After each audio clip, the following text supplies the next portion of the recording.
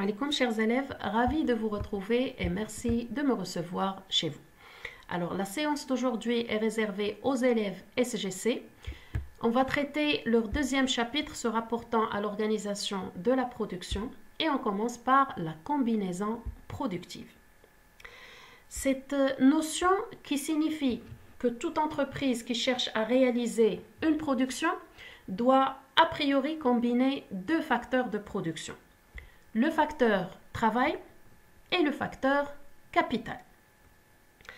Alors, va-t-elle utiliser que du capital ou que du travail? Va-t-elle utiliser plus de travail que de capital ou plus de capital que de travail?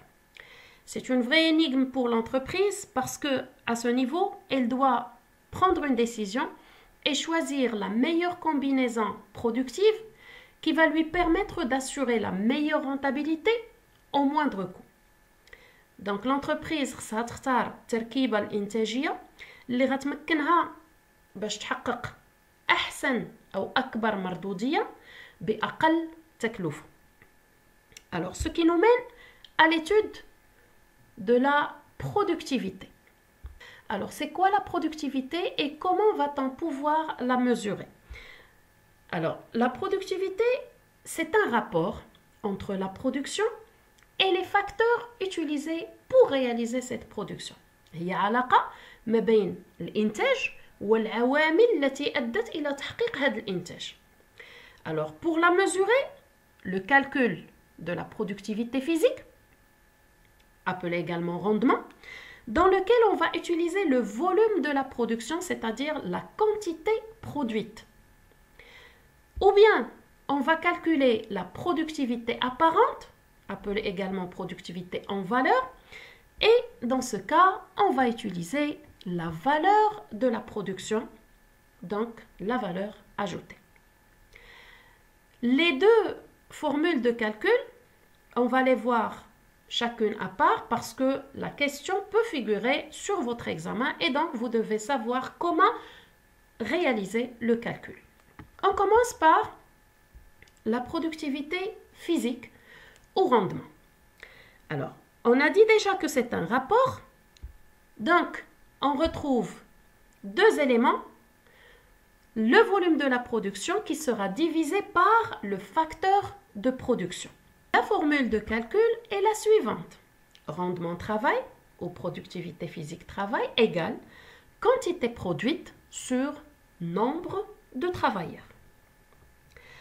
Pour la mesure de la productivité apparente, on retrouve la même formule, sauf qu'on va remplacer la quantité produite par la valeur de la production. Ça sera donc valeur de la production sur facteur de production. Et là, on peut vous demander soit de calculer la productivité travail ou la productivité capitale. Pour la productivité travail, la formule est valeur ajoutée sur nombre de travailleurs. Pour la productivité capitale, c'est valeur ajoutée sur capital fixe. Alors, pour vous faciliter les choses, on va travailler sur un exercice, une application très simple, issue d'un extrait d'examen, celui de 2018, session rattrapage. La formule de la question est la suivante. Calculer la productivité travail par jour. B. Lire le résultat obtenu. Dites-vous bien qu'on peut vous demander la productivité par jour, par mois ou par année. La formule reste toujours la même. Alors, les données de l'entreprise Fromadel concernant sa production en 2014, on a le volume de production de fromage 10 tonnes par jour ou on a l'effectif employé 40 ouvriers. Donc, le calcul sera comme suite. La réponse est très simple à formuler. Pour le 4A, vous allez écrire la productivité travail de Fromadel et 2 points. Et votre réponse doit faire figurer 1. La formule de calcul que vous devez rappeler, quantité produite sur nombre de travailleurs. 2. L'application numérique, donc le détail de votre calcul, 10 sur 40. Ainsi que le résultat obtenu, 0,25 tonnes par ouvrier par jour. N'allez pas écrire tout simplement 0,25 parce que votre réponse sera incomplète. il faut préciser l'unité de mesure, il y a la tonne, il faut préciser le facteur de production, cette fois-ci c'est le facteur travail, donc l'ouvrier, et la périodicité de la productivité qui est le jour. J'espère que c'est compris. Alors pour 4B, on vous demande de lire le résultat. Il y a une tournure que vous devez mémoriser et qui est applicable quel que soit l'examen, quel que soit le cas présenté. Vous allez écrire tout simplement chaque ouvrier chez Fromadel ou chez l'entreprise X, donc tout dépend du cas qui va se présenter. Chaque ouvrier chez Fromadel produit en moyenne, et vous reprenez le résultat, 0,25 tonnes par ouvrier par jour. Donc ce n'est qu'une lecture détaillée du résultat de votre calcul. Bien, donc la question qui se pose maintenant, c'est pourquoi l'entreprise va-t-elle réaliser ce calcul de productivité? La réponse, c'est que l'entreprise doit suivre l'évolution de sa productivité. L'objectif de ce suivi, c'est de pouvoir réaliser ce qu'on appelle les gains de productivité. Qui peut se réaliser de deux manières. Soit que l'entreprise va réaliser une économie des facteurs pour le même niveau de production, donc elle va économiser le coût des facteurs et essayer d'atteindre toujours le même niveau de production. Sinon, elle va essayer d'accroître sa production tout en utilisant le même niveau de facteurs.